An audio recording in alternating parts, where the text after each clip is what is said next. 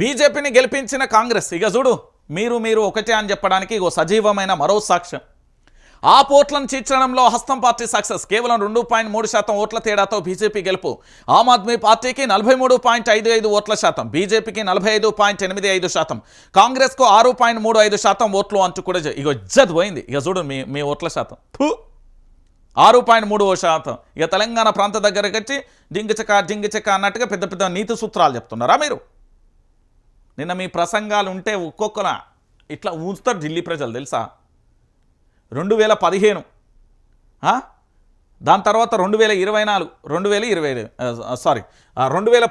దాని తర్వాత 2020 దాని తర్వాత 2025 అయిపోయా. మళ్ళీ దీన్ని పట్టుకొని ఇక దేశంలో కాంగ్రెస్ నేత మా కాబోయే ప్రధాని రాహుల్ గాంధీ ఇంకా అసలు మీకు 2 చేతులు జేబులలో పెట్టుకొని నడుచుకుంటా బోర్రీగా అయిపోయింది మీ పని.